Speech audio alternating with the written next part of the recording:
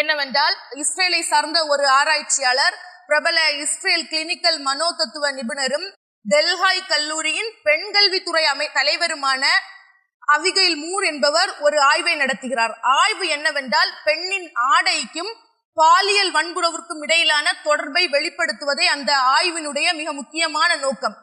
உடல் பாகங்கள் வெளியே தெரியும்படி ஒரு பெண் ஆடை அணிவதால் ஆண்களுக்கு ஏற்படும் பாலியல் வன்புணர்வு, ஒழுக்க சீர்கேடு பற்றி ஆய்வு செய்வதே அந்த ஆய்வின் மிக பிரதானமான நோக்கம். ஆய்வை முடிக்கிறார். அந்த ஆய்வை மக்கள் மன்றத்திலே சமர்ப்பிக்கிறார். எடுத்து பாருங்க புக்கை. Journal of international women studies என்ற நூலின் 2வது பாகத்தில் 4வது பக்கத்துல ஒரு அறிக்கை வெளிவருகிறது.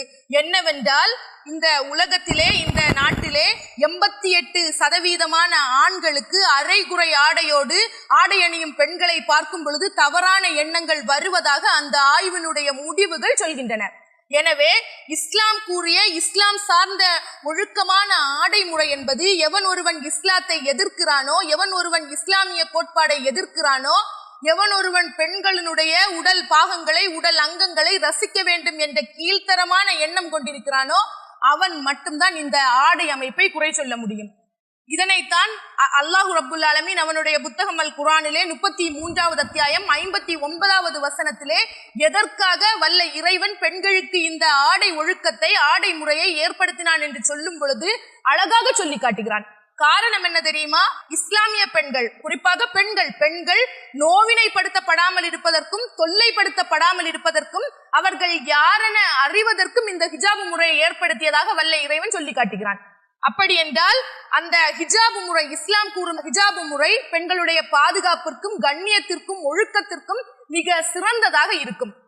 அல்லாஹ் ரப்புல் ஆலமீன் இந்த பெண் சமூகத்தை சீர்படுத்துகிறான், செம்மைப்படுத்துகிறான். ஏன்? படைத்தவன் அவன். அவனுக்குத்தான் தெரியும் ஒரு சமூகத்தை எப்படி சீர்படுத்துவது, செம்மைப்படுத்துவது, எப்படி செதுக்குவது என்று வல்ல இறைவனுக்கு மட்டும்தான் தெரியும். இஸ்லாமிய மார்க்கத்தை பொதுவாக எடுத்துக்கொண்டால் வேற ஒண்ணுமே இல்லை. எல்லாரும் சொல்வது மாதிரி இஸ்லாமிய மார்க்கம் அடக்குமுறைக்கான மார்க்கமோ, அடிமைத்தனத்திற்கான மார்க்கமோ இல்லை. இஸ்லாமிய மார்க்கத்தை பொதுவாக எடுத்துக்கொண்டால் இஸ்லாமியர்களின் ஒரே இலக்கு மறுமை. மறுமையை குறிக்கோளாக